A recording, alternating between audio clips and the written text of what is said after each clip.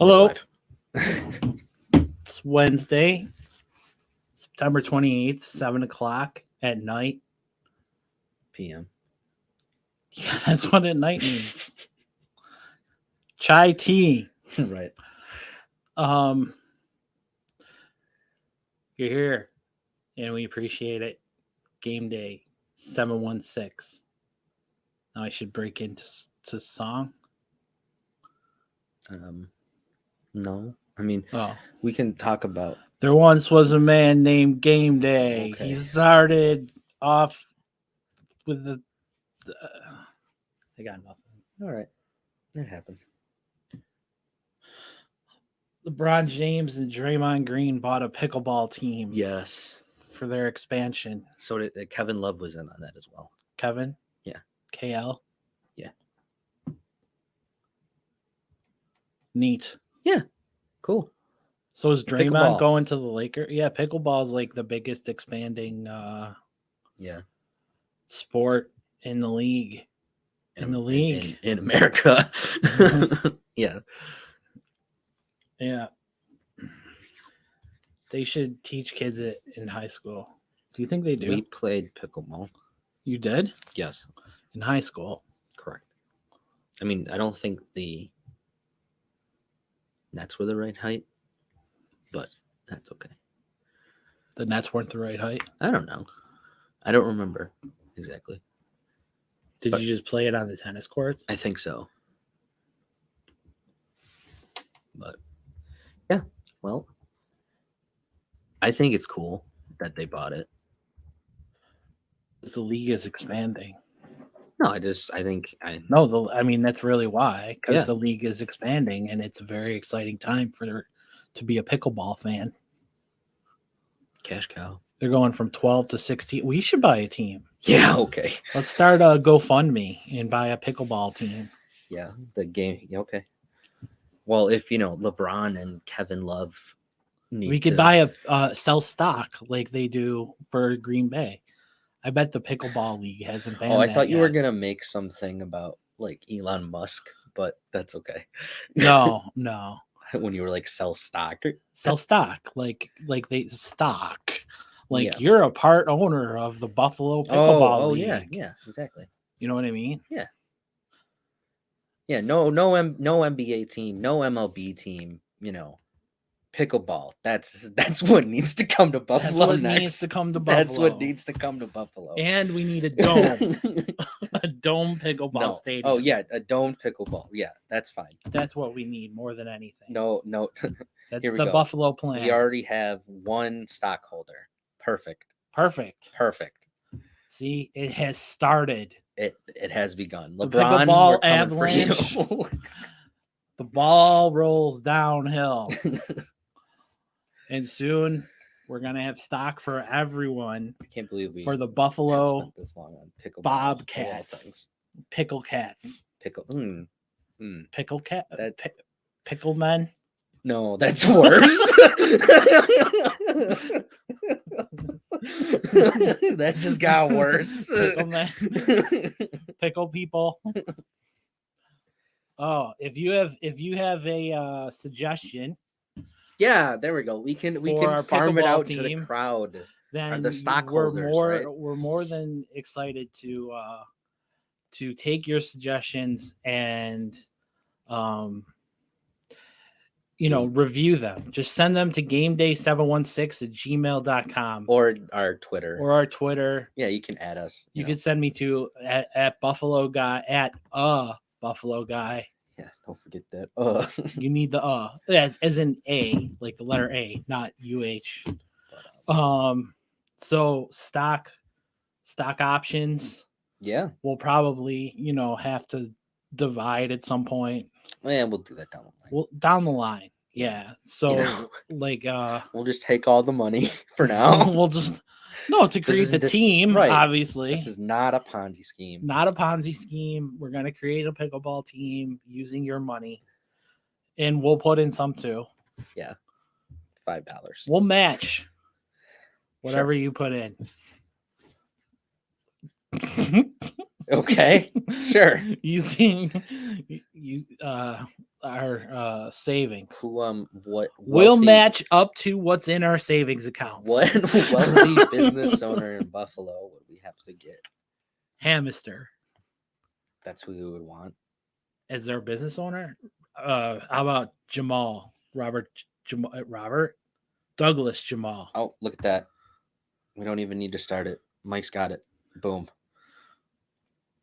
This is becoming a reality. This is gonna happen. Yep.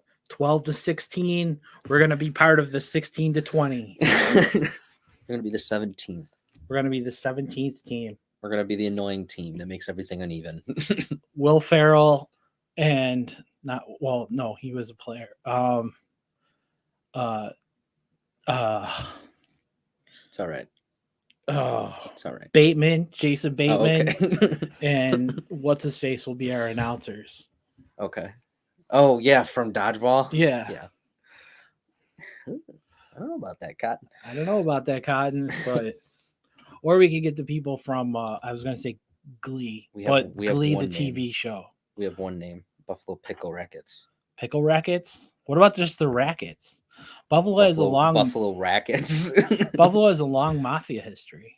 Like not just Bill's Mafia, but an actual mafia history. Did you know that? Yes. I know because I've told you stories like a Yeah. million times. But it's very interesting. If you ever want to, we're gonna start a show called Buffalo's Mafia History, and no, we're not. So what's going on in the sports world today? Well, Judge still has yet to hit 61. It's been like He's still at 60. what 10? I think we said this last week. Yeah. So during our it's, show, it's at least so been a he's week. at least been a week sitting on 60. Yep. And I think at the last show, he said when we interviewed Judge, he said he was gonna have some. He's gonna focus on the Yankees winning the pennant first, and then he was gonna focus on the on hitting the home run. So now that the Yankees have won the pennant, hitting the dinger and getting this done and finalizing, his contract. Okay, but getting everything aligned for his new contract with the San Francisco Giants. Wow, you think that's where he's going? Okay. Do you think he gets it though? Like in all reality? Yeah, I do. Okay, I do too. There's enough games left. I mean, there's enough. Yeah, right. There's enough just chances. Period. Right. He got to 60. He got to at bat last night. What 5 times or something? So but was walked 3, 4? He's walked 4 times. Walked 4 times. Yep. He's 6'7". How can you walk that guy? His strike zone is massive. Yeah, but it was intentional. It wasn't like actual. Oh, I didn't realize that. Yeah, that's my bad. Brett Favre's a criminal. This is true. Why don't you tell our viewers the story of Brett Favre's criminality? Yeah, so basically this was in Missouri. He wanted Mississippi. It was an M state. It was down south. Wherever his daughter goes to college. It's where Brett Favre also went. Yes. As well, but his daughter is currently going there or was going there while this was happening. Yeah. Because it was supposed to be like a new arena. Volleyball. Yeah, it was for volleyball, but it was either like a new practice facility or arena or something. But he built wanted one to in their hometown first, right? Mm-hmm. For high school. Mm-hmm. Spent all this money and it became like this huge attraction. Yeah. Right? Where people get married. Yeah, but then this time he wanted to use shiny. Yeah, but this time he called up the governor and wanted to use public funds. Not just public funds, but very important public funds because it was welfare money. So he was probably not going to jail, but people are using the Kaepernick versus Favre thing, and I think it's really stupid. I get it because Favre criticized Kaepernick, and what Kaepernick did was Favre also criticized Kaepernick, and then was like, the people on January 6th are just misunderstood. Trump's I not understand that bad of a guy. I'm saying that the actual just the Kaepernick Favre comparison or whatever for Favre. Okay, well, there's being a no douchebag. comparison. For Favre doing what he's doing now is stupid, making that comparison, because Favre criticized Kaepernick for wanting to kneel. And that's what people are trying to do, is say there's some stupid whatever like for this, and like somehow these two overlay themselves. But anyway, so it's our first London games this week. Yeah. New Orleans. Jameis Winston said he's gonna play. Yeah. Dennis Allen said today that they expect him back at practice tomorrow. So. Yeah. So that's exciting news. So we'll have 9 a.m. football. Yeah. On Sunday, which means I can't sleep in. Well, I mean, do you have to get up for Minnesota and New Orleans? Yeah, that's actually a pretty big fantasy game for me. Oh, okay. I mean, I guess if you care that much, then yeah, go ahead. I was about to say Favre. I have cousins. I have Favre, Moss. I got Dennis Allen, Chris Carter. Yeah. Irv Smith Sr. Mm-hmm. No, he was with the Patriots. Anyway, you could still have him. So Mac Jones is day-to-day. Do you want to know how we know this? Because we were told. We were told this in press conference, today's press conference with Bill Belichick. Yeah, he has like a guess how many times he was asked and how many times he said that Mac Jones is day-to-day. Just throw 18. the number out there. What? 18. 12. Damn. Multiples of 6 though, so that's good. Hey, yeah. Yeah. You know, one less multiple of 6 and I'm there. So, you know. Right. And so he was asked 12 times, and every single time, like if you're reporters talking to Belichick and you know it's Belichick, right? Or you're talking to Popovich, or you're talking to one of these guys, and fine, you're a reporter. When do you give up? Like, why would you be the 12th guy? Okay, but was it 12 different reporters? Yeah. Okay. Well, I have no idea, actually. I just know that, I mean, it was probably guys following up, whatever, and saying, by day to day, what do you mean by day to day? Yeah, it was, yeah. It really looked bad. He was screaming. Why was he screaming like a little girl if he's really just day to day? You know what I mean? Okay, so, I mean, the injury did look bad, you know, like when people want to make fun of him for screaming. I mean, you know, I don't know. I feel, even though he's on the Patriots, like, you have a soft spot for Mac Jones now? I don't have a soft spot for Mac Jones. Mac Jones has a lot of soft spots. Well, yeah, he's not a good quarterback, but I just feel like I don't feel like he got injured. He got injured. He got hurt. Got off his back. Things happen. You know, we commend him when, you know, Sterling Shepard sits there. I saw a quote from an anonymous GM. I was reading The Athletic today, and from an anonymous GM, and this was one of the stupidest quotes I've heard in a long time. They said, I saw like a video of Brian Hoyer highlights. Okay. He said, I saw a video of Brian Hoyer highlights, and he looked like a really good quarterback.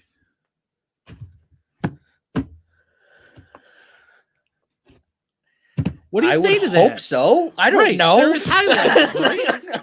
They're like the best plays from his career. Like if you're a kid applying to a college and you're putting a football, those 70-yard bombs, right? And, like if you're a kid from high school trying to get into college, you're not going to put like your 1-yard run in there. You're going to put every like single your sack, 77-yard dash through the line. So, well, that's like what you sent me. That's, I don't know who said it, but who was like, oh, Daniel Jones is as good as Josh Allen. Just give him a good offensive line. It's like, no, that's not true. But Daniel Jones will be Josh Allen's backup next year.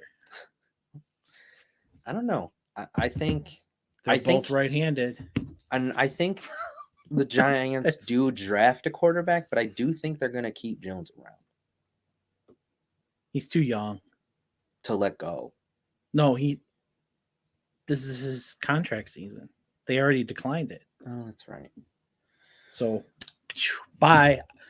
I'm developing my own guy. I think. Well, yeah. I mean, that's what Dable. Well, that's what Dable wants to do now because he did it with Josh. Right. Kind of. I think he gets too much credit for Josh. I really think his QB coach that I can't think of, who Jordan Palmer. Dorsey. Oh, I think. Well, Palmer. I think Dorsey gets more than enough credit for what he did for Josh now that he's especially offensive coordinator. But we'll get back to Dorsey. I don't think Palmer though gets enough credit because when you hear about the stories that he talked about where he was like, we trained on the beach, reworked his mechanics completely. Right. We redid in one month we redid how he threw. Then in the next month over the summer we redid his feet. And then that was his second season where we went to the playoffs. Right, where and then he got better. Where that was the Dallas game. Right. And so they were we focused on those two things in the offseason, and then that was his focus. Right. And hitting the deep ball. Yeah. That was the year of the deep ball, the year of setting his feet, and the year of looking like a quarterback. Then year 3, accuracy and hitting outside the numbers.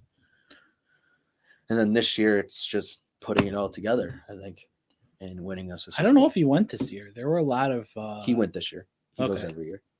He was there with Christian Kirk. Yes, and Darnold and Kyle Allen again. Kyle Allen. Yeah. What team did he play for? They had somebody who just got one of the quarterbacks who just got drafted too, I think there. I feel like you're right. So anyway, on that note, Tua. Was he concussed or did his back hurt? He was concussed. I'm sorry. I don't know. He was concussed. I don't care. That's not the way you look when. What, you don't bobble when your back hurts? I mean, there's a difference. I know you're being sarcastic, but there's a difference between people are trying to say that him falling down is because his back hurt, but no, it's not like he fell down and picked himself back up. He fell down and then couldn't. Right. He didn't know where the ground was. Right. I mean, he took off his helmet immediately. The second somebody came over, and then he even tried to go back to the huddle, was still couldn't walk wobbling. Straight. Yeah. Yeah, he couldn't walk straight. And his teammates were no. No, they were pushing him away. Yeah. And then Bridgewater came in, and at halftime they were like, yeah, you're fine. Right. They probably just did this and were his eyes aren't wavering that bad. We'll just stab you with something. So I haven't heard anything about the review. It's still ongoing. Okay. But the Dolphins say that they welcome it because they believe that they followed the concussion process. The concussion protocol process. And the NFL, and since the NFLPA is the one that did the review, the NFL is also sticking by that because that's what they have to do. Well, that's what happens. Right. So is Tua good? No. Though? No, he was 13 of 18 for 168 yards and 1 touchdown. He has 925 yards on the year, which is second, but one of them was a 470-yard game. That was that he had to throw. Yes. Yeah, that was when they played the Ravens and came from behind to win. Right. And he threw for 469 yards. But I mean, even in the first game, he was 23 of 33 for 270 and a touchdown. So for those who don't know, the Bills lost to the Dolphins 21-19. Yeah, I'm sure all of our viewers don't know. You never know. So during the game, did you think they were going to lose? No. Did you have that feeling? We have Josh Allen. And especially when we got the ball back with $1:45, $1:30 on the clock, maybe. I was oh, that's more than enough time. Right. I'm like, that's more than enough time to at least get in field goal range, especially after that safety. That punt after that safety, I'm not even talking about the kick in the end, but the punt after the safety was what won the game for the Dolphins. Yeah. Because he punted it to the 10-yard line. Yeah. And honestly, he made Crowder back up again. Which right. I was like, that was also I had an annoyance with Crowder because every single time there was a punt or a kick, he backed up. Well, he wasn't on kickoffs, that was McKenzie. But right. Every single time there was a punt, he backed up. And it's like after the third time, maybe wouldn't you be like Crowder? That's gotta be on the special teams coach. Okay, but regardless, I don't care who that's on. Like, if it's on Crowder because he's like, I want to line up here, I'm sure, or if it's on the special teams coach, like you would think after like maybe the third or fourth punt, like let's put him back and let's let him run into it instead of making him back up, get it, and then go. Maybe it's easier for him to back up. Yeah, I don't know. I plant his foot because he dropped it that one time. He did. But whatever, players are dropping them all over the league. I understand, but like, I don't know. Just backing up, getting it, and then going forward just seems stupid. When you could just run into it and get ahead, like on that punt after the safety, he needed to have a good return, and it was okay, but it wasn't good enough. Like, I mean, it should have been, but it wasn't. So how did the Bills lose? I mean, they shut them down on offense. They shut them down. Was it just a matter of attrition? Like, they just got so many injuries? I think that, yeah. I mean, when you're messing around, I think that played a huge part of it, especially with the offensive line, because I think Josh and Van Roten didn't seem to have a good connection at all, especially when he was under center. Yeah. And whoever was doing the color brought up a very good point where and I don't like him. Did not like him once on the call. Wanted it like, I hate those lower tier guys are just so. I thought it was Jay Feely at first. I was ready to punch him in the face. But you should have. He brought up a good point where when you're with one center for so long, and especially when you go under center, there is a chemistry you build where you're like, okay, when I say hike, he gets it to me this fast. So I got to close my hands like this. And that was the problem. Yeah. It was like Van Roten was like a smidge too slow for Josh. Yeah. And but that's why Josh should have been in the shotgun more. And I blame that on Dorsey. Like, I don't know why he was under center so much.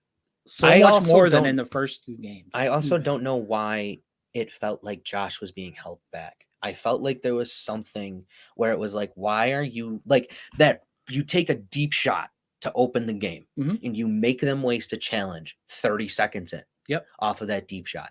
And then for the rest of the game, and I get it, they were getting constant pressure. Your line's banged up, but where was the play action deep shot? Like, where was the try?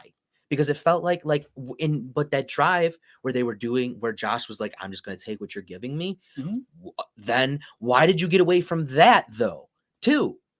Well, because, okay, so the Bills had 40 minutes of possession. They had 90 plays, right? Josh threw for 63 of them or something. Yes. Yeah, out of the 90. Yeah. And so when you have 40 minutes of possession, and I honestly, again, I'm going to blame Dorsey, but I honestly think that they would have won had they had less possession time, because they were killing their offense in this heat, right? You just saw guys going down left and right. At 40 minutes and 40 seconds of a 60-second game. I mean, that's 31 minutes first downs. 31 first downs, 479 total yards to Miami's 212. Right. They dominated in every category. And like we're talking about in minutes and yards and everything. And Josh threw for 400. Yeah.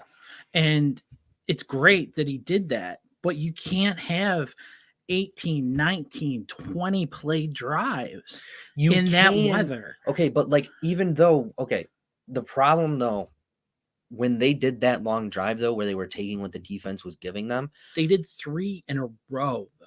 I know, but the only time it worked was on that first drive. And I think that first drive, though, ended not well. I don't think it ended in a touchdown. That was either the Bass miss or the Josh fumble. I was thinking the Bass miss was the second drive on that. But either way, I honestly think had they have 20 plays, had they had taken less plays and given the Dolphins more time on the clock on offense, and evened it out, right? Because you're putting your defense then in a position where they have to go on the field in 100-degree heat, and they haven't been on the field for half an hour, right? Like in real time. Yeah. Well, I mean, I think and that's you're going back and forth like that, and then the defense goes out. They make their plays because they're all full of, energy and everything, and then, it's either a 3 and out or a 6 and out or whatever, and then, like the.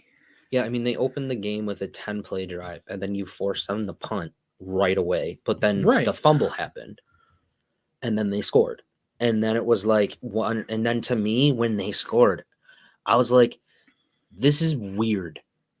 That's the way I felt. Okay. The whole, like in the back of my mind, I was like, this game is just weird. But let me like, this feels like a Seattle Seahawks game where it's like they're trying to find every way not to win.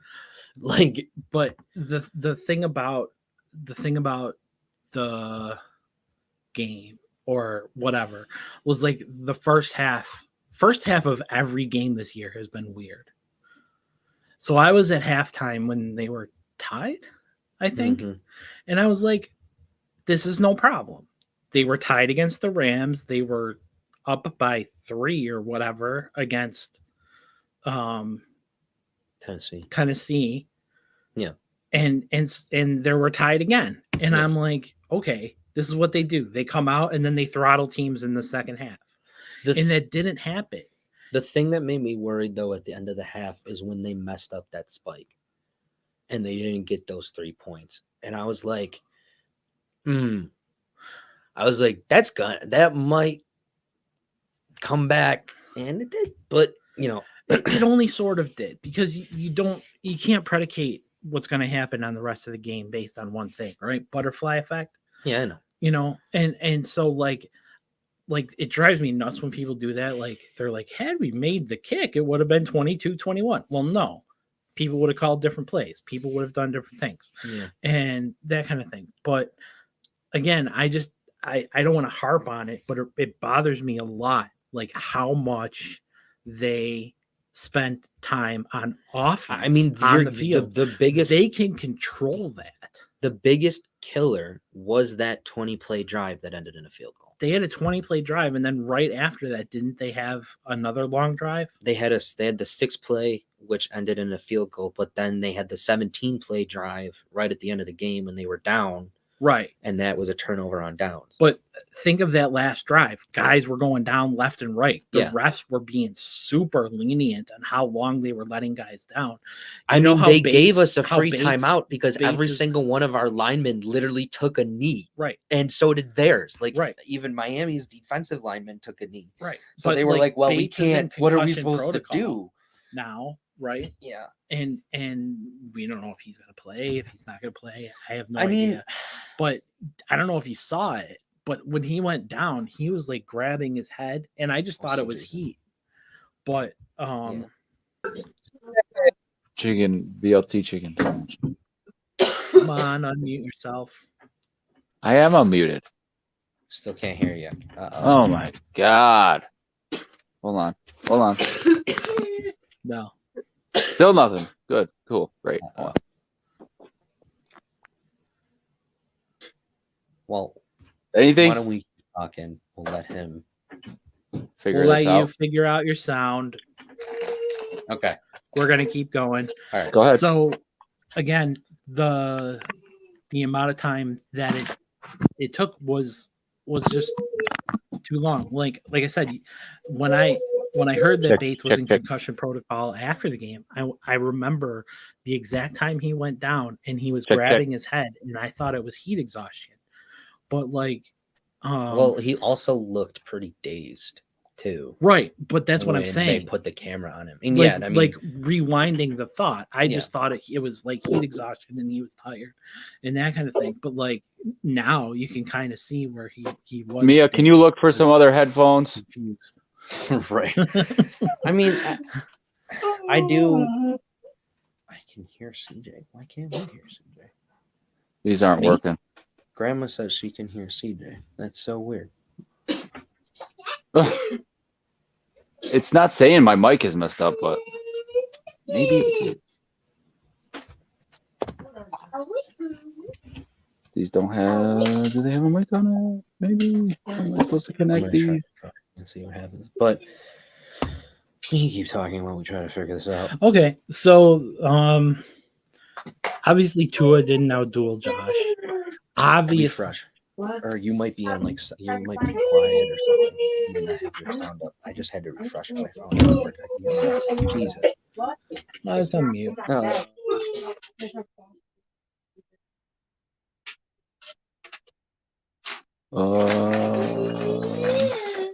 You're good. You're good. All right. So it wasn't me. Sweet. No. Good. It was us. Sorry. We couldn't hear you. Yeah. So one of the mentions here was from Grandma saying humidity is more important than heat. That's a huge thing. Of course. And I think that's true with this game was that humidity. Now I can't hear you. See? Well, he's muted now. I know. But yeah, no, I mean, you saw it. But I think also, though, having the heat exhaustion, but then having it be like almost your entire offensive line, though, credit to Dawkins and Saffold playing 100% of the snaps and like not even looking tired. They had. I was like, how much water did you drink? Like, how I want to know how they stayed hydrated. What? Maybe they didn't, and they were just as tired as everyone else. Yeah, they were just able to. They were just able to play through it somehow. But I mean, they shouldn't have lost. Right. And then, I mean, I don't even want to talk necessarily about missed opportunities. You were talking about the mistake at halftime. Of the halftime snap. You know, there's nothing you can do about that. I understand. I'm just saying, like, it's just we had like another game where it was like you're making stupid mistakes.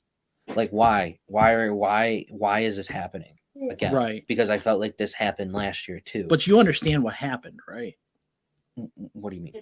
Like, that wasn't a play call. He had to throw it. I know that because he fumbled it. Yeah, right. And it touched the ground, so he couldn't do anything about it. Right. But I mean, still, you were supposed to spike it there, not have that happen. You know, you had a chance. I mean, I know Josh was hurt, but gotta set your feet on that throw. I don't care if you're hurt. If you're playing in the game and you're trying to win, I mean, I understand you gave everything you did, but you gotta set your feet, guy. Like, I don't know what else to say about that.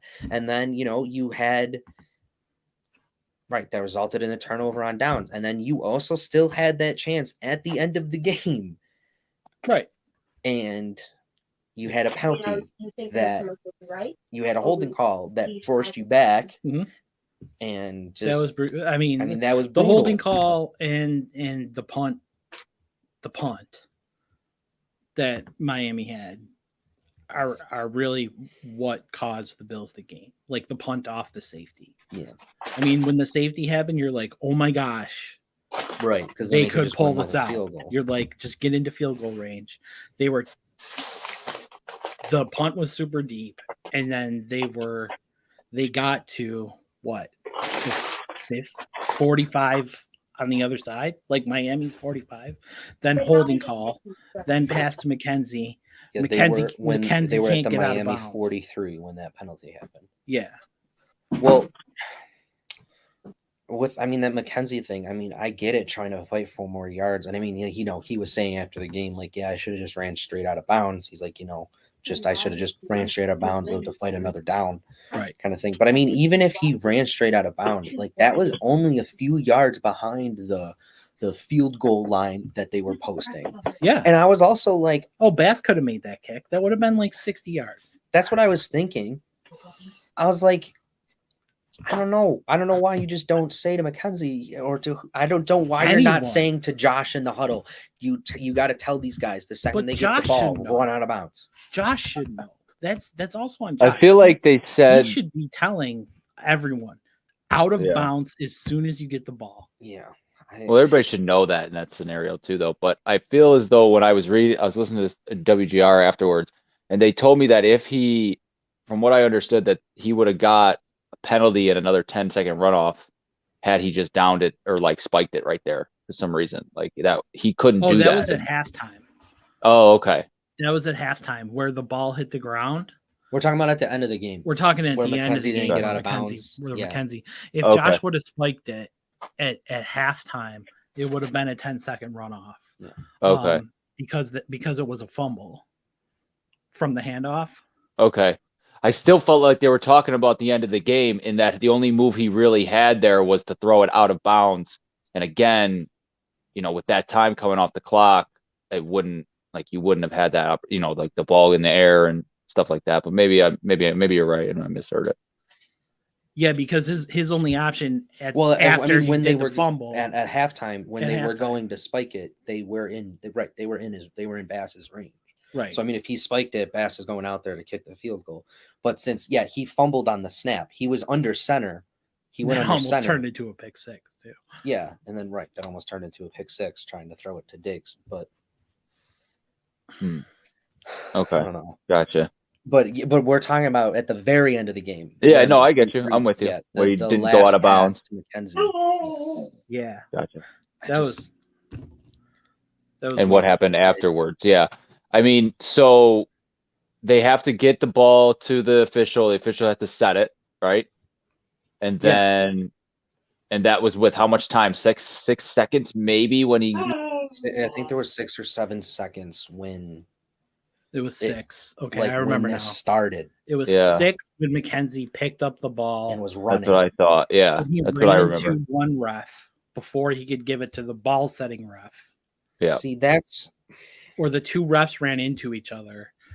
Something like there that. There were also guys coming off there were also our guys coming off the field to do the switch for the subs, and he was running into them too. And I'm like, why are you subbing? Why are you subbing?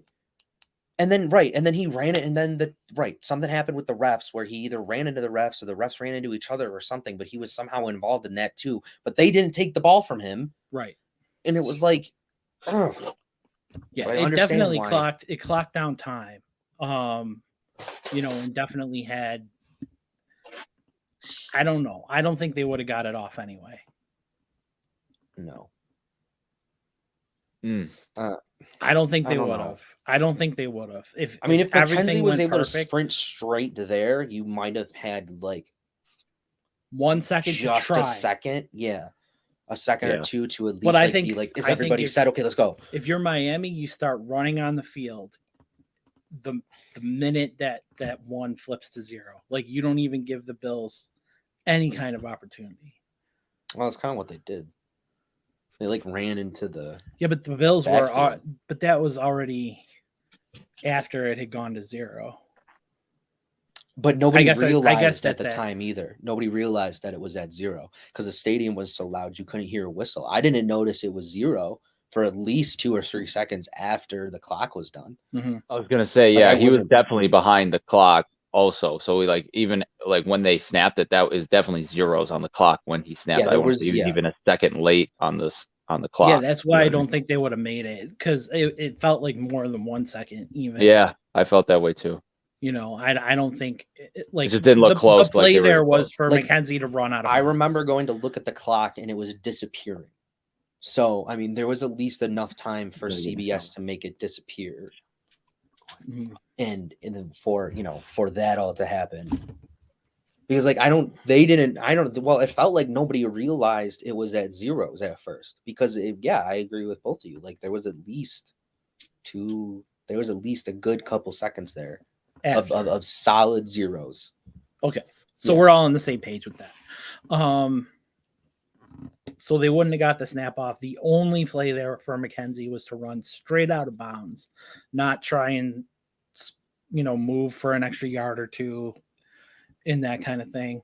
I mean, I get it because, like, right, if you're able to get out of bounds, you're probably getting out of bounds with 3 seconds left and you just won the game. But, like, still, I don't care how shifty or how great you are or if you're the face of the franchise. Like, just run. You are one of the fastest players on this team as well. You could probably have just ran straight out of bounds, and there might have, but there might have been like 8 seconds on the clock when that happened. Right. So, like, you could have maybe tried for one more play even, and have gotten something really, really quick to the side, and gotten out of bounds. I don't know that I would have done that, but I mean, you just go out and you try the field goal, and you have one of the better kickers in the league who can make it from deep, and you walk away with a weird victory. So, more defensive backs went down. Yeah. Christian Bedford's out for like 3 weeks at least, we think. Benford. Well, he was practicing today. I think they might just be able to just wrap him up and make him club boy for a couple weeks. Do you want that? I don't know. I guess if you need depth, that's good. Well, with the signing of Rhodes, though, this allows you to let him play special teams. Mm-hmm. And that's significant to me because even last week when he broke his hand, they still had him playing special teams. I saw that. Because I remember being like, oh, there's Benford. Right. Because he made a tackle or something. I thought that was weird. Yeah. But it was really strange to put him out there. But regardless, I guess you can have him on the team for depth. What do you do in this situation? He just can't catch. Yeah, he just can't catch. Oh, great. Out of a corner. If he can just bat it down, whatever. No, I can't. Yeah. So what do you do coming up? Because now we have danger and danger, right? We have a 6'9" tight end, and we have Mark Andrews, a 5'2" running, a 5'2" quarterback who's playing like the MVP, right? Yeah. And so, yeah. How do you? What's the plan? Like you have to shadow Jackson, right? Did we have Trey when? Maybe you used Taron Johnson for that. I don't know. Did we have Trey when we beat them in the playoffs? Yeah. Wait. No. Yeah, no. I don't think we did. No. I don't know that that's the. So how relevant is that? Because it's a new year. It's whatever. Well, if you're worried, I think if you're just worried about defensive back depth, I don't think passing this game is going to be as big of a threat as his legs. Well, that's where I started with. So yeah, no, I know. I'm just saying, like, I think that they're going to have to focus on containing him, keeping him in the pocket, because I think if you're able to do that, because like he likes to get shifty in the pocket. So if you're able to keep him moving around and keeping him trying to figure out where he can run to instead of looking down the field, I think with having some of those defensive line guys coming back too, you'll be able to get pressure.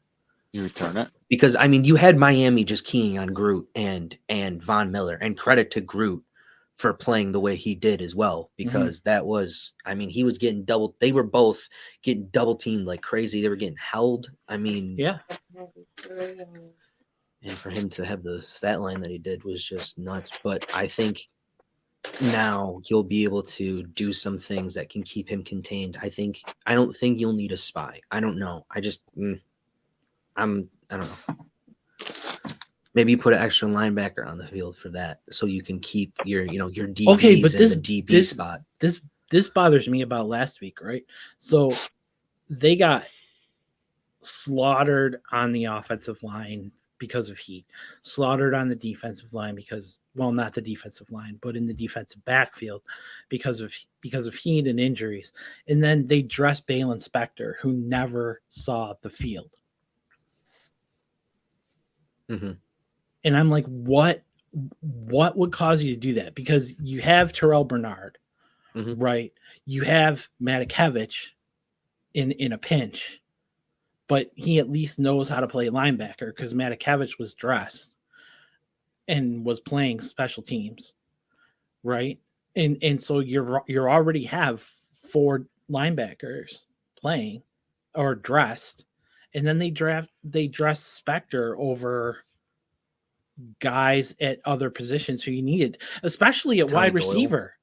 Especially at wide receiver, they only dressed 5 and they only dressed 2 tight ends. Yeah. I think there's becoming an obsession with special teams for them. Yeah, I hope that ends at the end of this year. Like I hope that ends next week. Like this, no, that needs to like end you want now. them to cut Taiwan Jones. No. I'm not saying that. I'm saying no. If they played Balins, I'm saying they played Spector because of his role on special teams.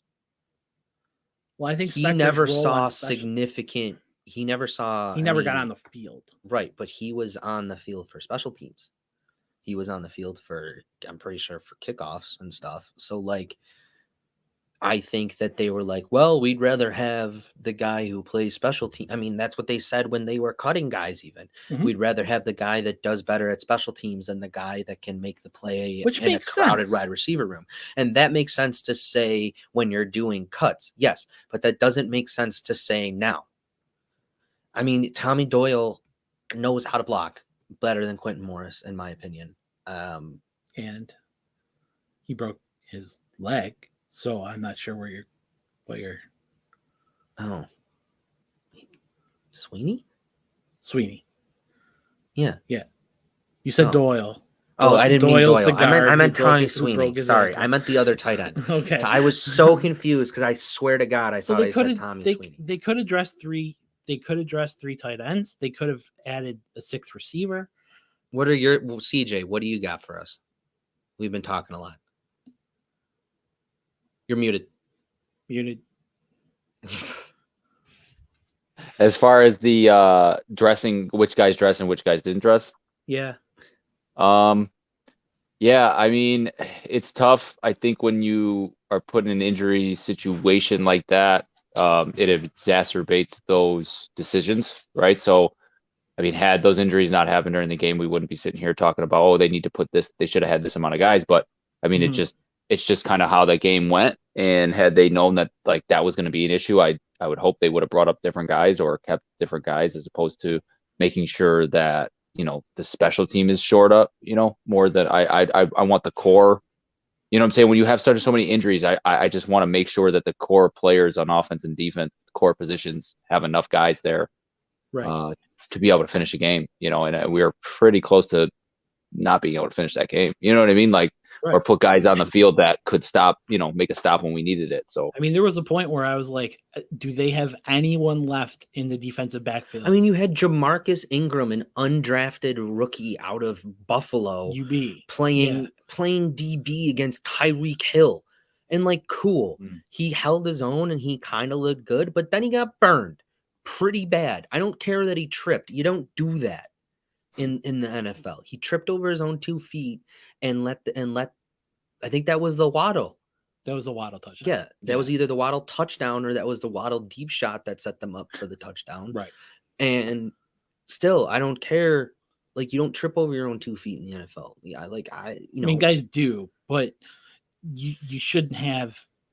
You shouldn't have had to gone to him. I don't care about the story. I don't care about anything. Like, he should have never saw the field if you were doing this correctly, in my opinion.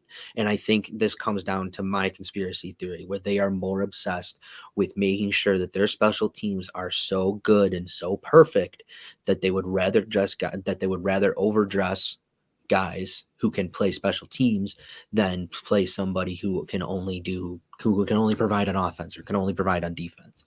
I mean, I guess your biggest test of if that is true or not will be what will happen this week. And yeah, I agree with that. You know what I'm saying? So in response to all these injuries, you know, are we going to dress more guys at certain positions rather than to keep them for those special teams? And I think you'll kind of know how they feel about that. I would assume that they will try to, you know, get as many guys out there that can play as possible. You know what I mean? And Mhm. because that's what we have to do at this moment. And I think you have to, yes, in a perfect scenario where everybody's healthy and everybody's good, you want your special teams to be just the same level as the offense and defense. But when you're in a situation like this, I just think out of necessity, you have to kind of go away from focusing as much on the special teams and just make sure that the lineup is set. I mean, like 5 DBs for us, that's one backup for us. Right. That's technically one backup for 4 guys. I mean, you got to at least dress 2, in my opinion. I mean, like, why? It was 5 wide receivers and 2 tight ends that bothered me the most. I mean, because Kumaro went down I know. Right? Like right away, and you're already started. down. Well, then, okay, here's the other thing, though. And I get it. And, CJ's not high on James Cook, and it seems like, people are, it's varied across Bills Mafia when it comes to James Cook. But, like, regardless of his issues, first of all, I thought he looked good. He looked okay. He looked a lot better. I thought his vision was a lot better. His speed, though, looks better than any running back that we have. I think he's faster than Singletary and Moss. But the thing that I want to get to is, right, Kumaro goes down, and before the season started, all we heard them talk about was, ooh, James Cook as wide receiver, James Cook out wide, James Cook doing that, and you had him out wide for maybe 2 plays. Right. And like I get it, he had the fumble and maybe you don't trust him enough. But when you're down, guys, why are you not at least trying it? Right. Why are you at least not like seeing what he can do and trying to do something and like trying to get it going? Because like it wasn't. Guys were tired. Like, this was just a slugfest. Mm-hmm. And it felt like there wasn't any creativity from us. It was just like, we're just trying to win. We're just trying to get out of here and get the win. That's what pull it out. And just pull it out. But it's like, you got to at least try things, even if guys are tired, even if guys are struggling in the humidity and the heat. I mean, like if you're down guys, you got to at least see if he can be out there, if he can be a trusted guy and not just be a decoy. Like they also needed to try, like, again, this goes back to my opinion. And I mean, to my earlier statement, and CJ, I don't think you were here yet, but that I think the Bills offense would have scored more points if they didn't have 40 minutes of possession. If they had cut it to like 30 minutes and tried to be more aggressive. And instead they ended the game on a 17 play drive. The drive before that game was the drive before that 17 play drive was 20 plays. And they're doing this in the 4th quarter. They're running these 20 play drives, and while your guys are going down left and right. And it's like, you need to attack. You need to go through it. You have to try. Yeah. I don't know about, like, I get what you're saying in that when you got guys hurting like that, you don't want to spend 10 minutes on the field, right? But at the same time, you've worked so hard to get Josh to not do that. And I think it's worked so well in the past 2 weeks where he's just kind of taken what the offense or defense has given him, as opposed to trying to push it downfield more. So it's tough when you've had this philosophy the past 2 weeks and he's clearly taken it and done well with it, and then going kind of, now tell him just throw those deep ones again. That's tough for me. I mean, even in intermediary route, I mean, he like taking what you're given. I mean, you roll him out of the pocket. Yeah. Like how many times do we talk about that? Why is that not a part of our offense? Why is, like, when our offensive line is struggling like that? I mean, like, I just think that the run game isn't good enough. I think the rolling out of the pocket depends very heavily on the run game, and I don't think the run game is respected enough to the point where they'll get the commit. I mean, they need to commit to Singletary, right? Yeah. I need to commit to somebody. We do this every year. Yeah. I mean, Singletary needs 20 carries a game. Yep. I think it's time. I mean, he's still showing it. It was time last year. I mean, and if it's, but he's still did it at the end of the year. I mean, that's the thing. And even though it's through 3 games, he's been consistently good. He's shown that speed. He's shown that one cut ability that like very few running backs have. And No, that like ability though to be able to do the one cut, maintain your speed, and then be able to just go. Sure. I don't think that's a very hard skill to have as a running back, and he does that very well. And yeah. Okay, so let's officially get out of the Dolphins discussion. Well, do we want to talk about the penalty, the Dawson Knox no call, and the yeah, you can bring that up. Oh, okay. Well, I mean, I don't think the. So, what did you think about then, CJ? What did you think about the Dawson Knox penalty? I mean, not the penalty on Knox, but the penalty on Christian Wilson when he drilled Knox. No, he didn't get a penalty. Remember when Jaquan Johnson hit the Dolphins wide receiver, and he got the penalty for unnecessary roughness or whatever. Okay, it was a defensive receiver, and then Christian Wilkins hit Knox out of like nowhere earlier, and people are saying that should have been called the same way that the Jaquan Johnson hit should have been called. I don't agree with that. You think that? I think the Jaquan Johnson call was a penalty, and that the no call, the quote unquote no call on Knox isn't really a no call. It's really just not a penalty. Okay. Yeah. That's tough. I kind of tend to agree with you. When did the Knox one happen? Was it before the halftime? I think it was before. I think it was on that drive. Remember when Josh then got into? I'm having a hard time remembering it. Well, Christian Wilkins also Christian Wilkins also grabbed Josh's, cup. Yeah, sure. Yeah, sure. Wilkins grabbed his cup on like 2 plays after that, and Allen. That was the one he was freaking out about. Yeah. Okay. Yeah, where he ripped off his helmet and that Knox play happened like 3 plays before that. Okay. All right, because I remember the part with Josh. It was the same player, but Wilkins ran like across the field, and he wasn't in Knox's eye of sight. Okay, and Knox was not moving. There was nowhere he could have gone. Like, he hadn't given himself up. I'll give that, but he hadn't. Like, there were 2 Dolphins in front of him, and there was nowhere. Like, he was standing. He wasn't moving. With the ball in his hand. And the other guy cleaned him up. He got leveled. Wilkins hit him with his shoulder, so it wasn't a helmet to helmet. Yeah. But he hit Knox in the same way that Jaquan Johnson hit. Yeah, this was the drive. This was the 20-play drive after their punt, after coming out of halftime. That's when that happened. So it was in the 3rd quarter. Mm-hmm. Okay, that's what I thought, but it's the one that resulted in the field goal. I don't know. I don't think. I don't know. Okay. Well, I mean, if we don't remember, and I don't agree. We can agree to disagree. Yeah, that's fine with me. So why do you think it was just because like Wilkins ran across the field? I think it was because Wilkins ran across the field. He was out of Knox's sight. See, that's the problem that I struggle with is when people say that, is because like Knox though has that deep helmet that lets you see on the side, and I felt like like when Wilkins hit him though, he was kind of like, I don't know. I felt like he could see him. I don't know. Like, I felt like he was able to see him.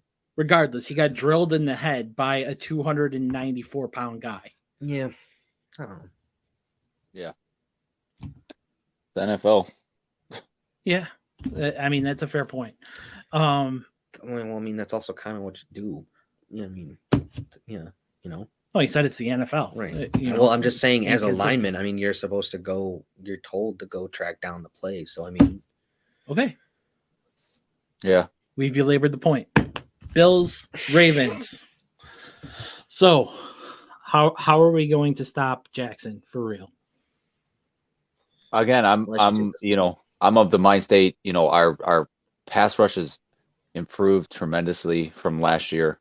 So I just think that mixed with guys staying home and not over pursuing, as far as pass rushing, I think, just stay in your gaps, stay in your lanes, get a little bit of depth, but not too much depth. You know what I mean? Because you start getting too much depth and he's going up under you and around you and everything like that. A lot of times, from what I've seen, success against Lamar, comes from guys kind of getting in their spot and staying there and then deciding where he's going to go, from that point on. Because when you start to expand, so the deeper you go upfield, the more you expand the line. So the more the line has bigger holes at different places.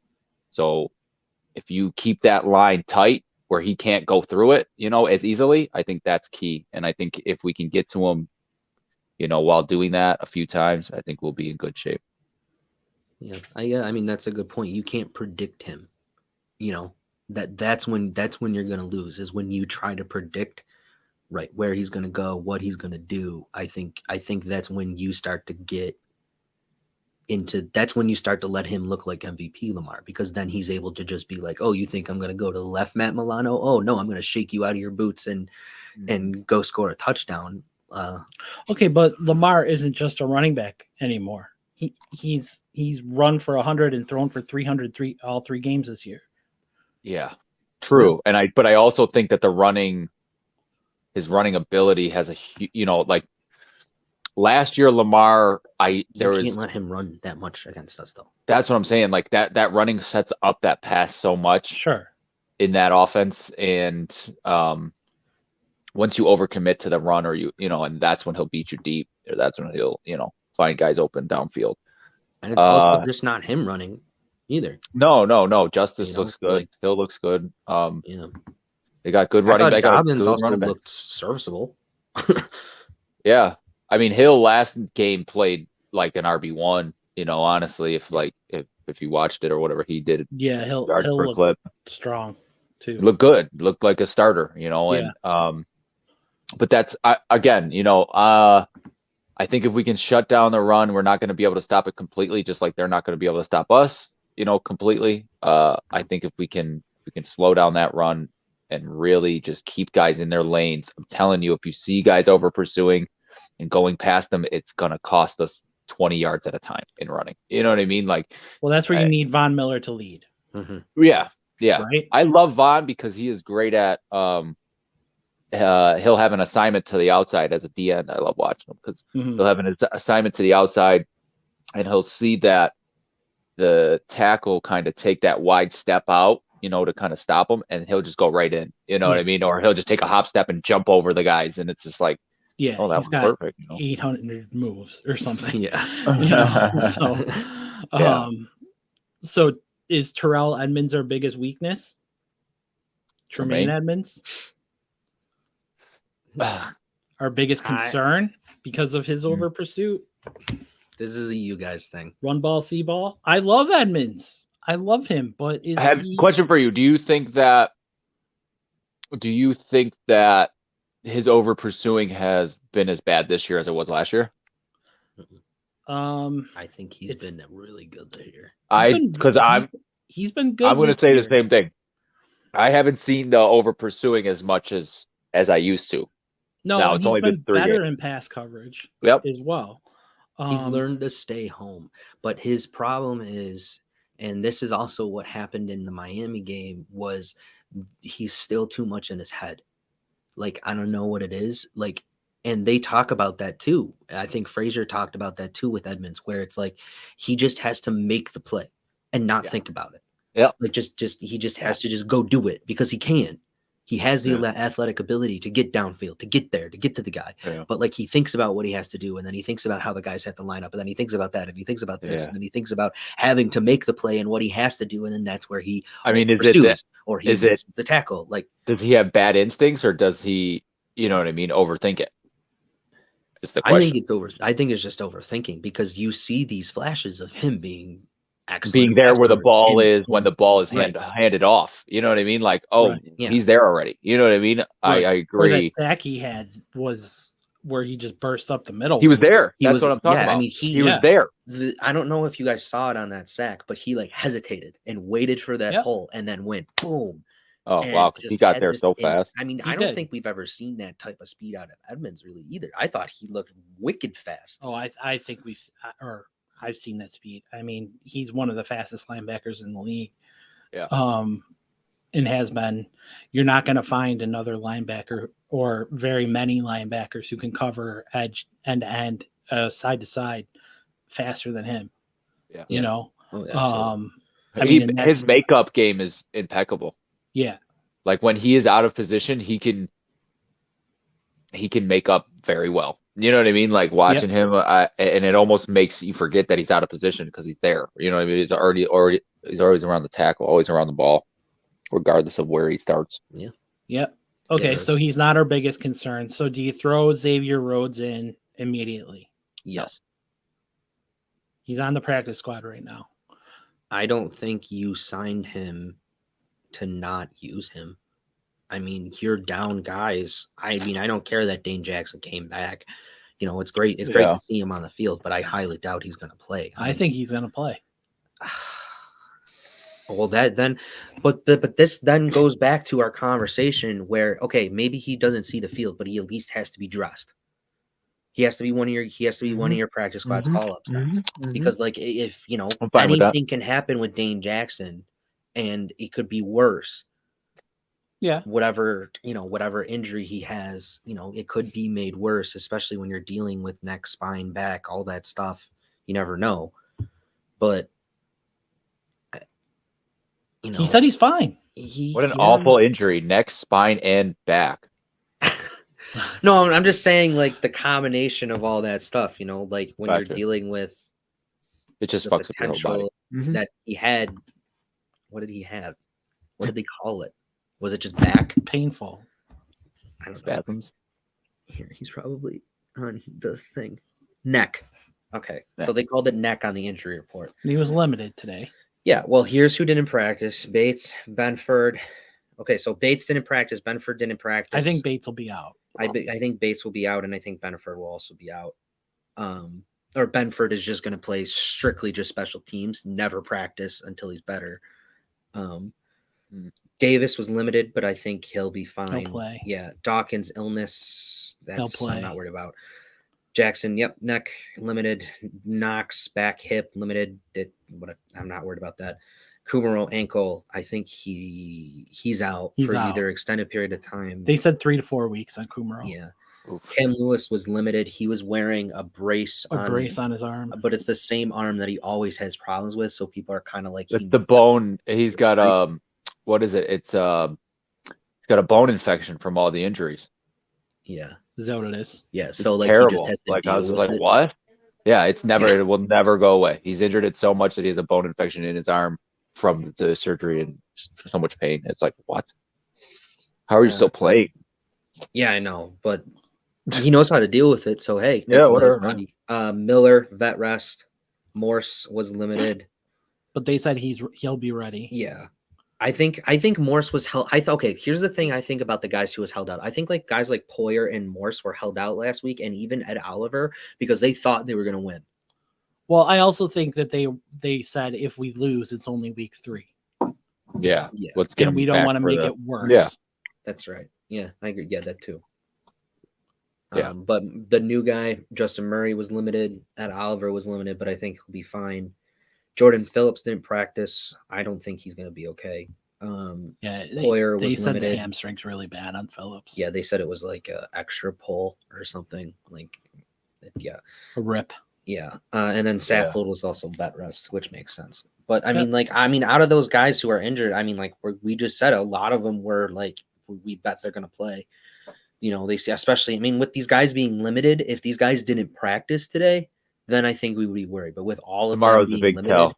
Some can limit, and then they will go back down tomorrow if it's looking. Yeah, right. If they tried it and it didn't respond well. Right? I mean, even if they're limited tomorrow, that's fine because if they're still able to get a full practice in on Friday, no, yeah, you want limited on Saturday.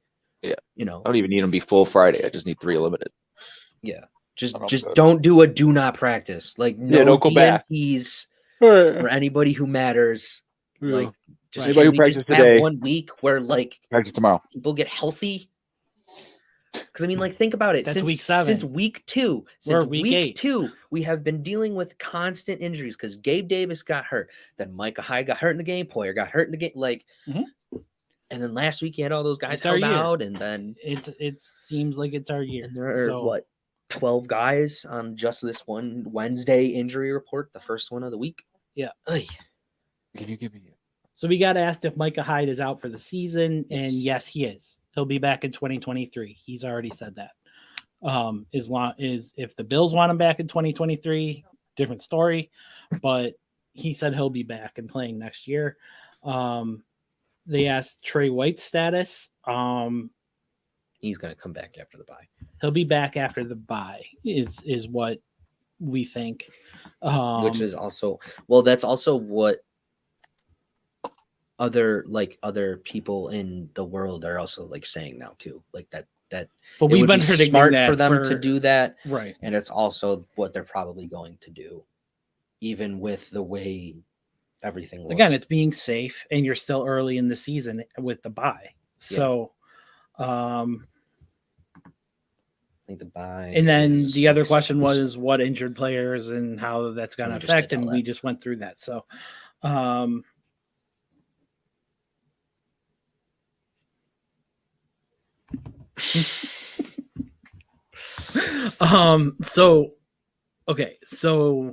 how are we going to cover Mark Andrews? Teron Johnson. Yeah. He's only got 9 feet or 9 inches on him. Only. That's what she said. But okay, I trust. I trust Teron Johnson. He's only got 9 inches on him. Okay. What? Nothing. Okay. I'm so confused what's going on right now. Teron Johnson. He's short. Yeah. We're all on the same page. Andrews is tall. Yeah. I don't care. Do you try Bernard? No. That's what she said. No, I don't think Bernard's going to play. Thank you. I don't think Bernard's going to play. I don't think, and if he does play, he's going to dress. Be on special teams. But I think he's only going to get a special Not Spectre, Bernard. Yes. Oh, Bernard. I thought you were saying Benford. Sorry. There's too many B's on his team. There is a lot. Brown. Bills. Yeah. Buffalo. No. I don't. Bagulas. I don't know if you're trusting a rookie on Mark Andrews. I feel like if you're putting a rookie on Mark Andrews. If Poyer's back, Poyer's covering him. Or Milano. Right? I mean, like, I'm fine with Poyer. Yeah. Why don't we trust Teron? He's little. So what? Though he's like super physical. We don't expect him to like be able to play Mark Andrews well and not. Who do we have cover Kelsey most of the time? Not Teron. Actually, I think it is. Really? Yeah. I'm pretty sure it is. He's our big physical slot guy. I don't think of Andrews and Kelsey as being similar other than height, though. Andrews just seems so much more stout, like so much bigger. Really? To me, I mean, look up their weights because you're always on the laptop. But I just think of Kelsey as being closer to a wide receiver and Andrews being a real tight end. Okay, Mark Andrews is 247 and 6'5". Travis Kelsey. He's 6'5"? Correct. Travis Kelsey is also 6'5" and weighs 250 pounds. Exact same. So they're the same.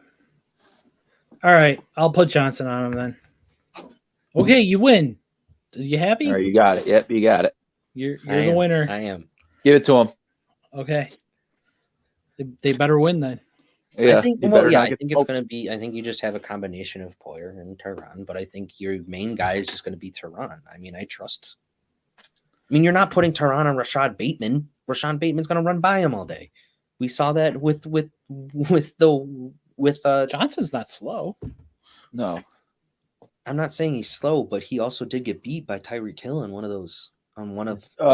Is Duvernay a wide receiver or a running back? He's a wide receiver. He's a wide receiver. I could see Teron covering him. No, he's an outside receiver. Oh, I thought he was a slot guy. Who's their slot guy? Bateman, isn't it? He's a slot guy? Oh, I thought he was a 1. That was an outside X. I don't know. Hold on. Okay. Noah's going to do his checking again. What hour, lads? Tell me I'm right. Bateman or Demarcus Robinson. No, Robinson. There's no way outside. that he's a slot. Way. It has to be Duvernay in that slot or Bateman in the slot. Then I'm pretty. The way they listed, it's Demarcus Robinson. Go to our lads. I highly doubt Bateman's a slot. Such a big guy.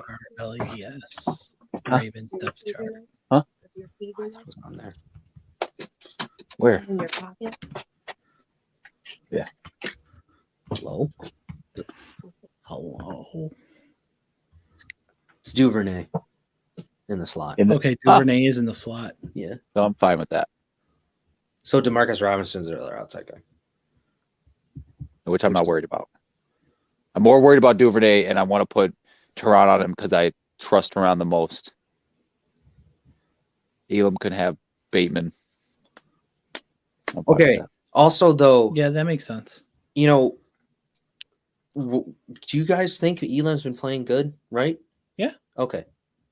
He hasn't been exposed. I mean, to me, throwing him in the fire like that, the rookie year, you know, the way you tell a cornerback is how if they get exposed, and I've rarely see him be exposed, you know, and just be, you know what I mean, like not ready for it.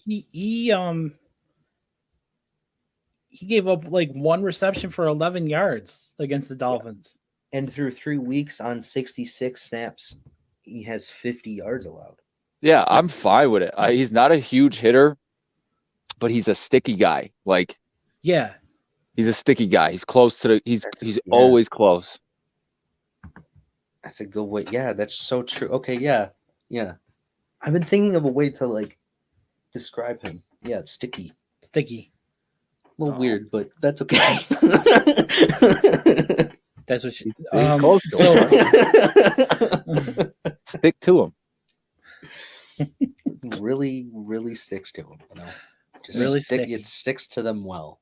It just sticks to these guys so well.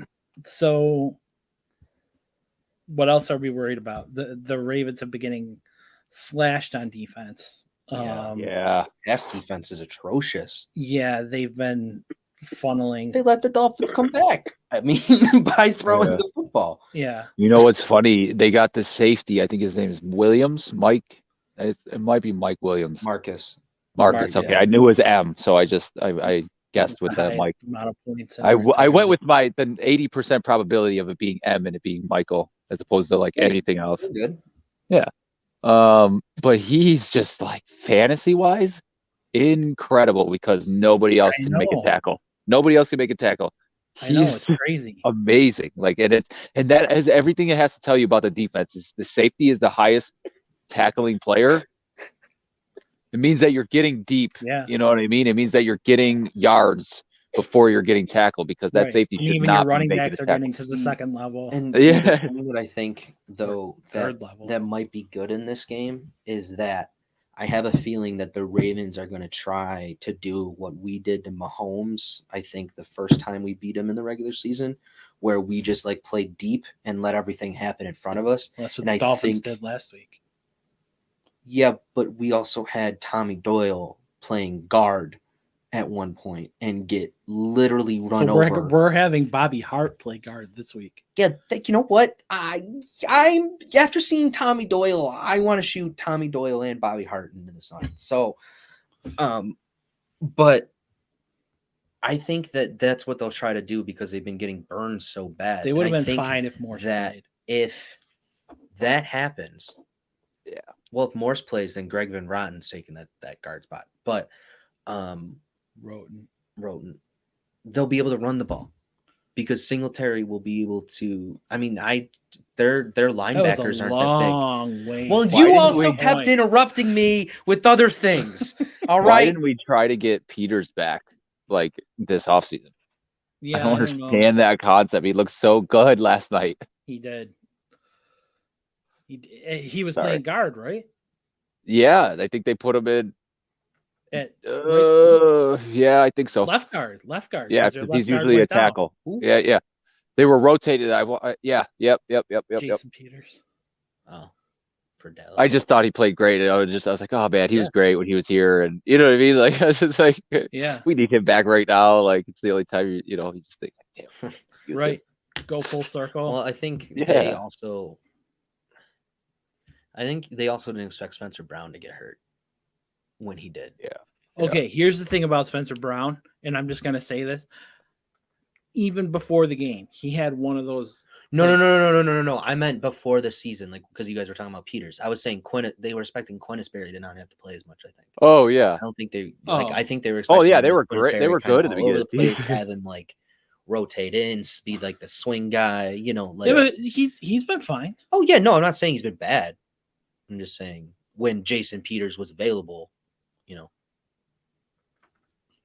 I think that was. They said we're sticking with Bobby Hart and Greg Van Roten. I don't know. With Bobby Hart, I don't know. We'll see. We'll see. I still think, though, Van Roten will take that guard spot because you'll still have Saffold, you'll still have Dawkins playing that left side, and they played 100% last week. And then Morse will come back, and then so you'll just have to worry about that right side, which is okay, except when Ngakoue lines up over there. But we'll deal with that when that comes. We'll just roll Josh out of the pocket. How about that? Yeah, make him get chased. Well, they play at 3-4, right? Yeah, but Ngakoue still rushes the passer. No, I know. 3-4. Bruce Smith got 180 sacks playing at 3-4. So, I'm not saying players don't get sacks. I'm just saying he hasn't done anything. Yeah. But out of their guys on the defensive line, though, I would say he's the scariest, right? Yeah. Or Campbell. Calais Campbell. Calais? Yeah. Calais. Calais. The matchup predictor for ESPN gives Baltimore a 55.5% chance. Okay, so we're even. And us a 44. Good. Get that chip back on the shoulder. Yeah. That's the other thing. Is I feel like the defense also might have a little bit of something to prove after last week. Because I don't think that this team takes excuses as much as other teams will. Because I don't think they'll take we had the practice squad out there. That was kind of embarrassing, honestly, last week. Yeah. I think that's the way they'll feel, even though they played lights out. They played really well for the circumstances, but I still think they'll have something to prove. I mean, I think this whole team has something to prove after that loss. Regardless of if you did it to yourselves or not, you're 2-1. No one expected you to lose to the Dolphins in this first 6 weeks out of all of the teams here. But you then go ahead and, you cough up 4 turnovers against the Rams. But it's not a bad loss. I understand that, but you still, you still have people around the league thinking that the Dolphins are this great team while you're sitting there at 2-1, and you're also not in first place anymore. Though, if you look at all of the league, who's the best things? Yeah, we're still up there. We're still second. Yeah, I know, behind Philadelphia. The only one who I've seen it was Max Kellerman. I was watching, and he was like, I have to put Miami ahead of Buffalo because they beat Buffalo. And I'm like, yeah, no. That's not how that works. I just have to talk about Jalen Hurts for a second. So I feel like the guy that asked you for fantasy advice and you told him Kirk Cousins over Jalen Hurts 2 weeks ago will probably never ask you for fantasy advice again. It worked that week. What? Cousins was terrible. Oh, you said Cousins over Hurts? Oh, yeah. No, he'll probably still ask me. But also, I want to say...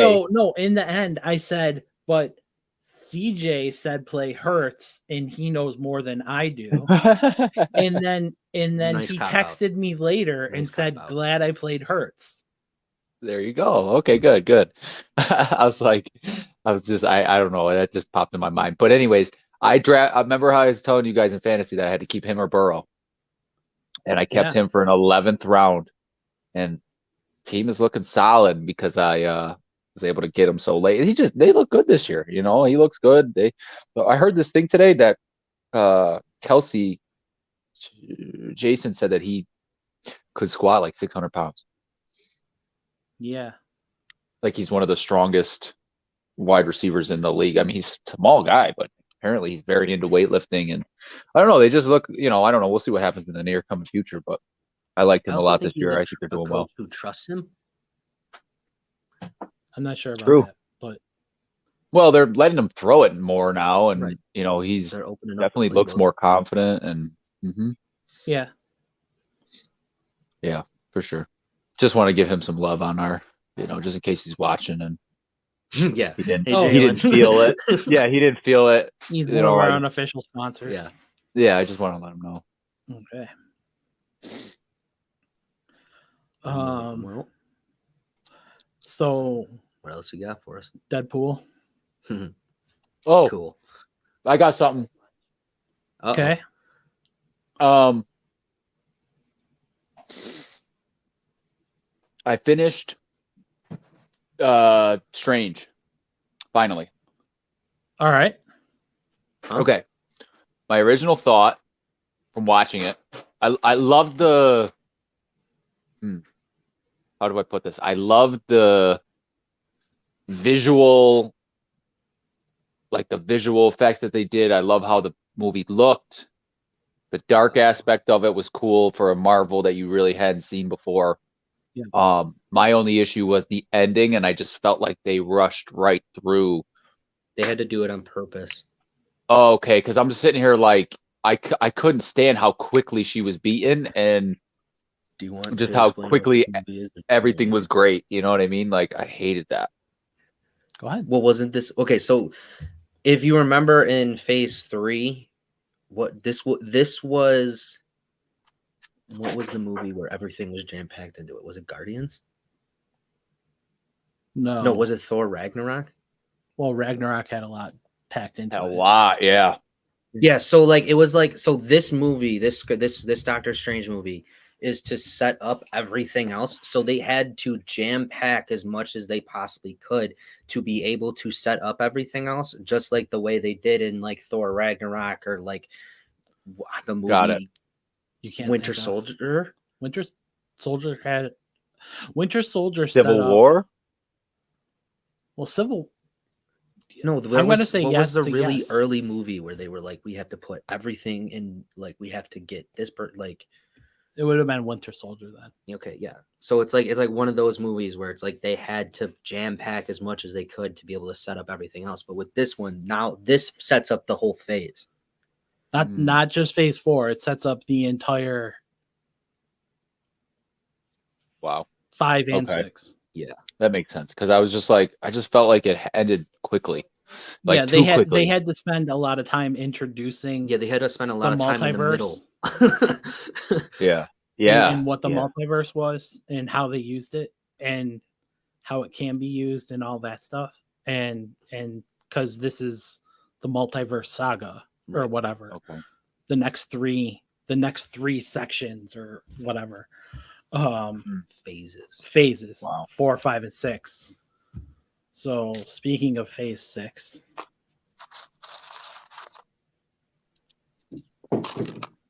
Oh, I don't know what you're setting up at all. Deadpool. Oh, okay.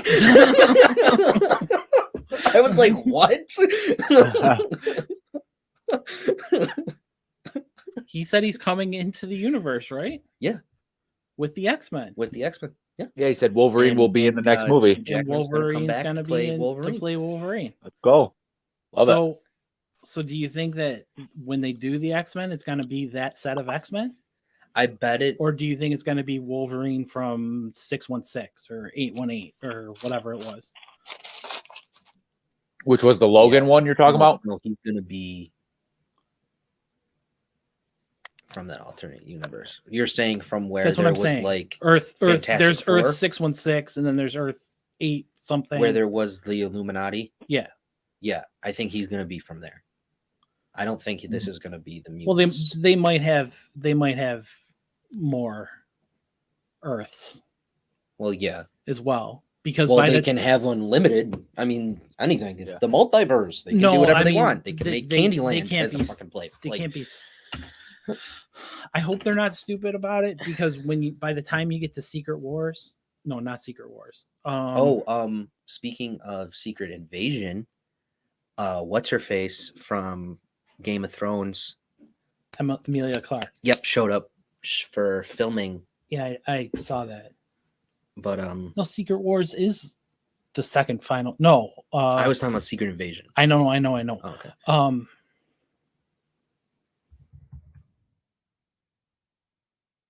I don't know. I mean, how? God, that's so 2024. That's so far away. It is. But at least we know. I think it's awesome. I think it's gonna be good. I think it'll be a good movie. Yeah. So it's gonna and this is one of the things that they're saying.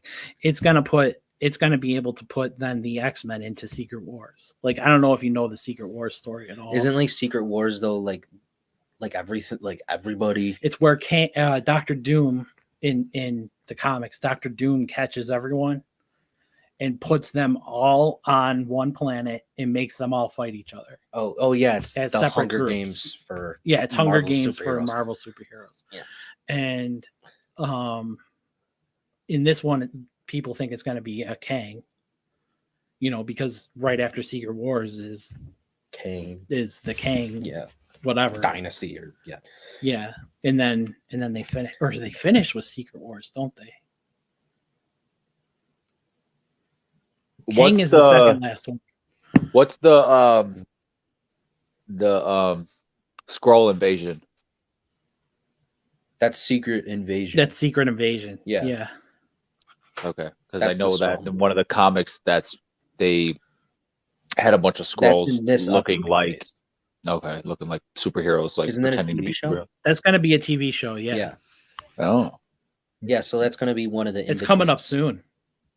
I think that is actually going to be the last TV show before we get Phase 5. Yeah. Maybe. Secret, or it's before we get Black Panther. I don't think we're going to have anything until Black Panther now. Black Panther's like a month away or 6 weeks away or something. Secret Invasion leads directly into a movie. Like the movie, right? Like Secret Invasion sets up the movie right the after. Marvels, maybe. I don't remember. I thought it was Black Panther. Doesn't make sense because Black Panther's Black Panther's going to be like its own. Black Panther's running time is 2 hours and 41 minutes. I wonder what's going to be in it. Well, but I like that it's actually super long because that gives them time to say goodbye. Right? Yeah. To Boseman. Oh, Black Panther Wakanda Forever is the last movie of Phase 4. Phase 4. Okay. So then Phase 5 is where Secret Invasion comes in. Secret Invasion actually comes in after What If Season 2. But What If isn't canon. It is. I thought they said that they... Oh, no, it is because that's multiverse stuff. That's how they were able to use set up... It pretty much set up Doctor Strange like perfectly. Yeah. Duh. Right. Because they had the zombies. They had watching it the other day. Like, all that. They had a lot of what if ones. Yeah. Like mixed in the movie. Can I just get the picture? Oh yeah, my God. Ant-Man kicks off Phase 5. Okay, yeah, so it's Ant-Man, then Secret Invasion. Secret Invasion sets up Guardians, I think. Makes sense. Okay. I think. Okay. Because they're going to have to deal with, I think, also, oh my God, Captain Marvel. I was going to say Marvel probably is the Secret Invasion, yeah. Like yeah, you would think so. But I'm pretty sure it sets up Guardians.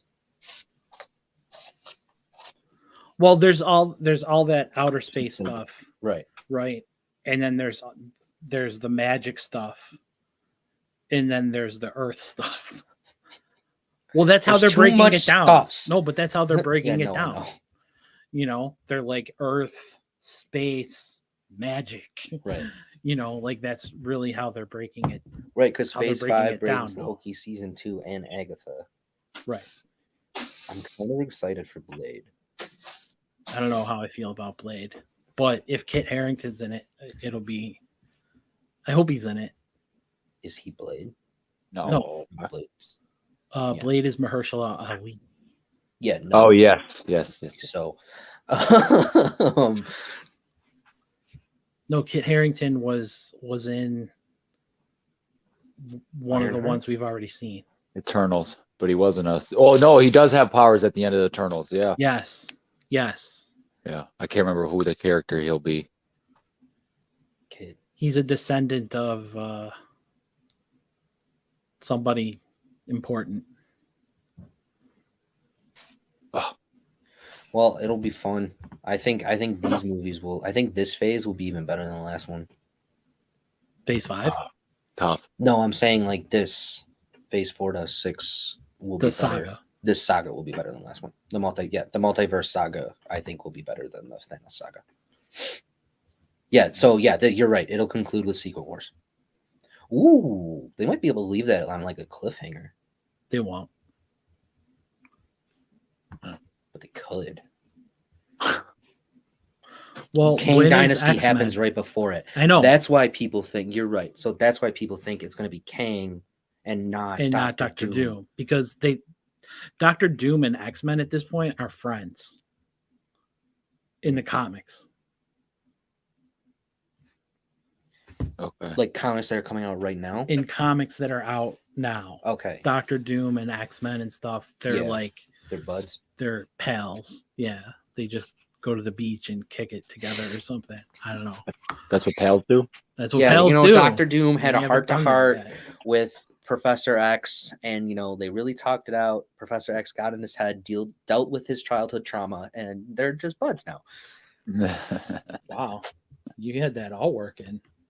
Yeah. That was a quick rundown. That's how we got there. Okay, but our next movie is what? Is it? Well, Marvel. Well, it's Black Panther. For Marvel, it's Black Panther. Our next movie for DC is Shazam or Black Adam? Black Adam. I think it's Black Adam. Black Adam will be out in a month. Is it? Okay. Yeah, Black Adam. Because Black Adam was originally. Black Adam comes out, October 20th. Okay. I thought it was out already. So that's like 3 months or 3 weeks. Yeah. Yeah, Shazam doesn't come out until 2023. March of 2023. Okay. Does Flashpoint have a date? No. Yikes. What? Well, Flashpoint, the first thing that comes up for Flashpoint is the 2013 film and nothing about anything current, even in the stuff that's being looked up. So Damn. I don't even know. Yeah. Wow. Yeah, whatever. Oh, there we go. It does say this says June 2023, but I don't know how real that is.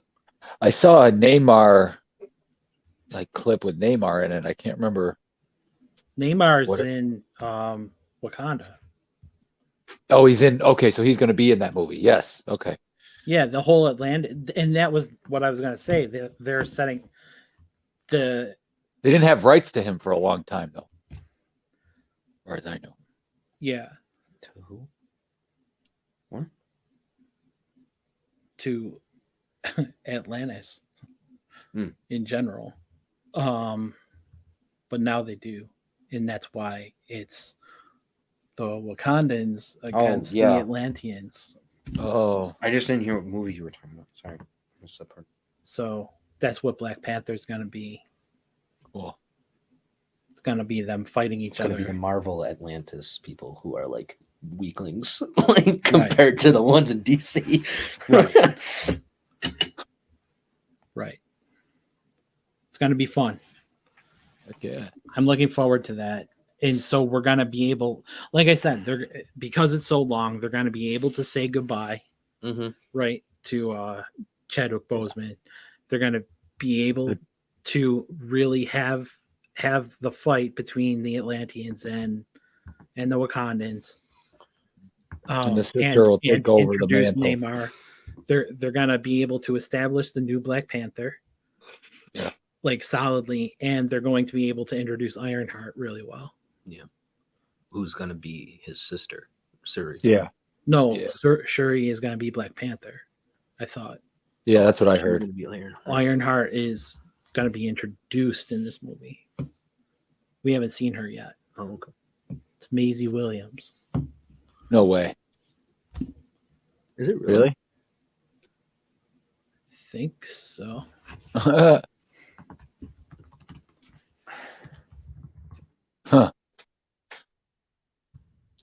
I don't know if I like that or not. Oh, well, it gives 3 actresses. It gives Sophia Wiley, not Maisie. Dominique It's Thorne. Riri Williams. Sorry. Okay.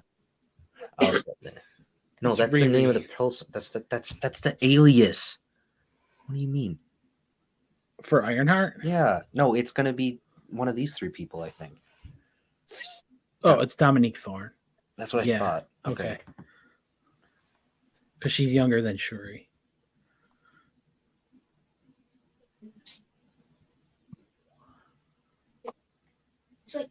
She was in Judas and the Black Messiah.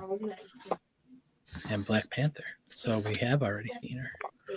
Anyway, they could always throw us a curveball and not make it Shuri. For the new Black Panther, you mean? In the comics, that is who took over the mantle. Yeah. A lot of people did, though. Right.